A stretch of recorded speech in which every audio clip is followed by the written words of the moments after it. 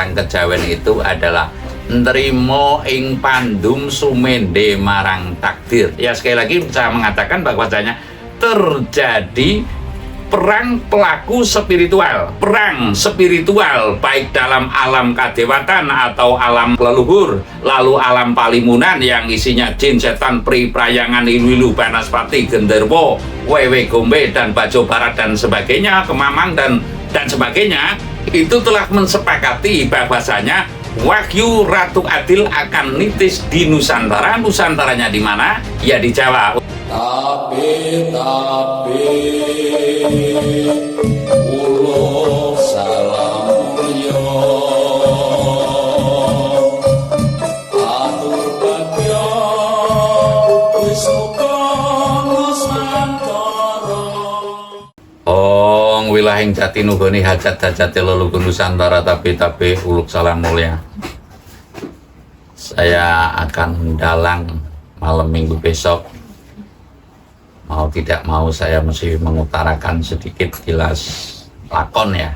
Lakon yang akan saya bawakan itu adalah dari hasil perjalanan spiritual saya, di mana saya dulu pernah membuat sebuah konten ya, perdebatan sengit antara Trah Kama Trima dan Trah Kama Kudus. Yang saya maksud Trah Kama Trima itu adalah Trahing Sayyid Anwar atau Trah Kejawen. Orang Kejawen itu adalah nrimo ing pandum sumende marang takdir. Sekali lagi, orang Jawa itu prinsipnya adalah nrimo ing pandum sumende marang takdir. Bangkrut juga semaure untung. Kalau dikatakan untung nggak sakit, cuma bangkrut materi lah. Ini kan orang nrimo. Kalau ibaratnya kecelakaan seperti apapun masih ada kata untung. Itu ciri daripada Kama Trima adalah masih menganggap untung. Lah, kalau sudah masih menganggap untung berarti pandai bersyukur.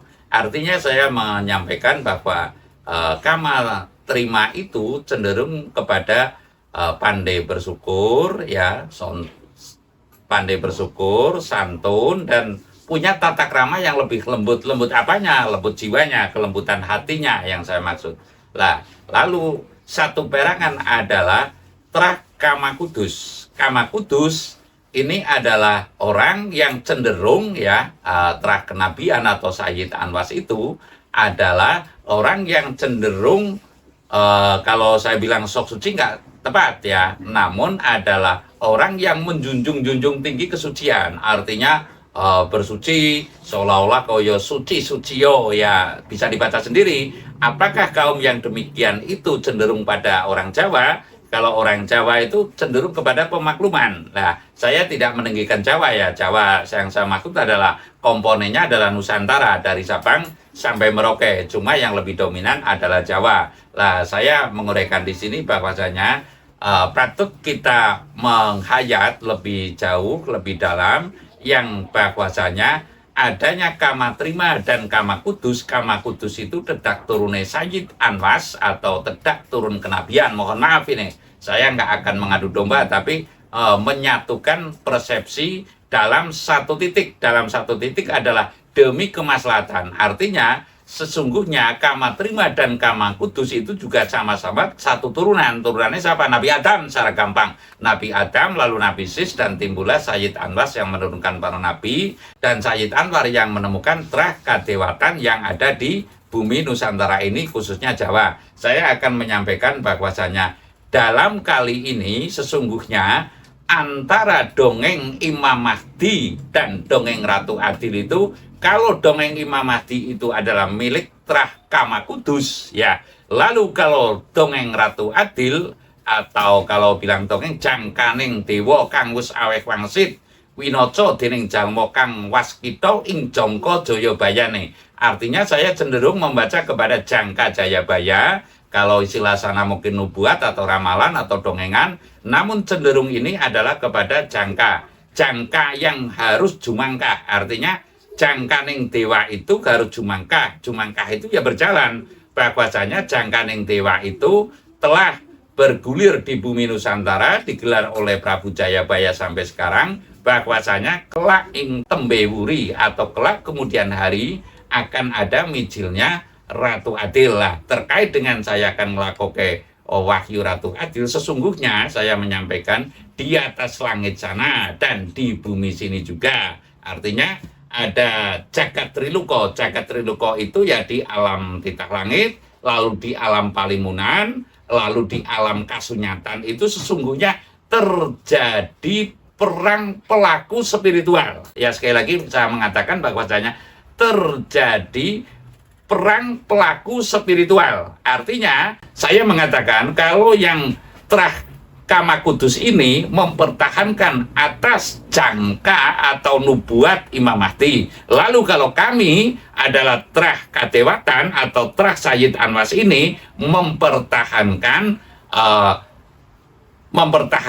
jangka ning dewa yang tertera dalam jangka Jayabaya, yaitu mijile Ratu Adil lah. Saya meyakini pada ujungnya nanti adalah untuk kemaslahatan umat. Namun untuk kali ini atas hasil perang, sekali lagi atas hasil perang baik di alam kadewatan maupun di alam palimunan maupun di alam kasunyatan, artinya pelaku spiritual Jawa dan pelaku spiritual agama secara terang-terangan, saya memantau secara batin bahwasanya kelak wahyu ini akan turun di tanah Jawa. Sekali lagi saya menyampaikan bahwasanya kelak ya wahyu Ratu Adil, intinya hasil perang itu atas kesepakatan dimenangkan cara mudahnya oleh pelaku spiritual ya, dalam alam kadewatan juga dimenangkan atas hasil perdebatan para arwah leluhur dan para arwah para nabi begitu. Dimenangkan atau telah disepakati, kata sopannya disepakati untuk turun di tanah Jawa lah. Itulah kepentingan saya ngelakoke tondalang lakon nitise wahyu Ratu Adil lah. Untuk kali ini besok saya mohon doa restu, saya akan melaksanakan besok malam Minggu saya akan melaksanakan nitise wahyu Ratu Adil di bumi Nusantara inilah.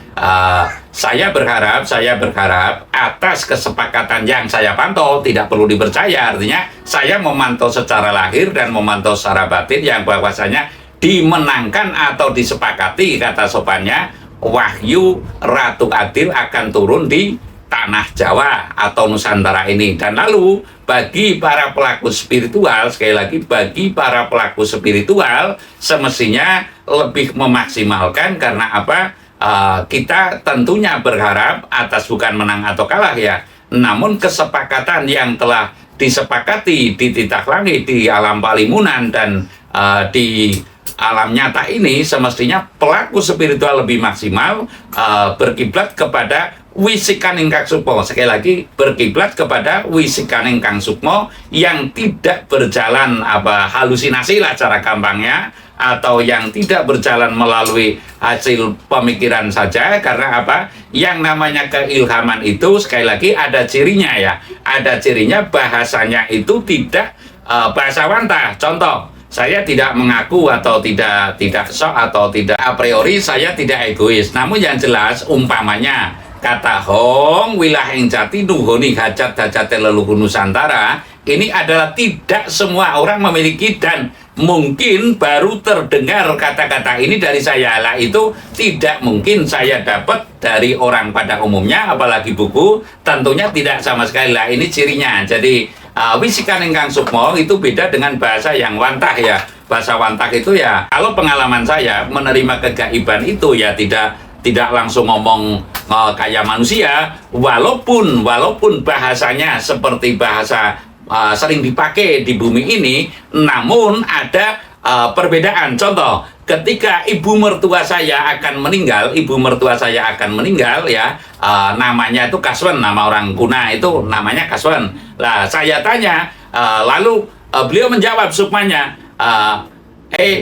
ibu engkau mau kemana? Jawabannya adalah ngoleti jodoh asli guru langka lah. Artinya saya mengatakan kalau jodoh aslinya urip kan meninggal dunia. Oh berarti ini adalah akan meninggal dunia. Lalu guru langka kan guru yang tidak kelihatan. Ini contoh, artinya adalah bahasa yang sungguh-sungguh dari gaib dan bahasa wantah, walaupun bahasa itu telah sering digunakan di bumi, namun ketika dirakit gaib yang rakit atau sukma yang rakit itu akan berbeda, kesannya itu akan menjadi bahasa yang baru. Contoh, jodoh asli, jodoh kan sering dipakai, asli juga sering dipakai. Ketika dirakit secara seksama akan nampak bahasa baru, jodoh asli lalu guru langka. Lah ini diantaranya yang demikian. Artinya saya kali ini menyampaikan intinya perang spiritual baik dalam alam kadewatan atau alam alam arwah leluhur,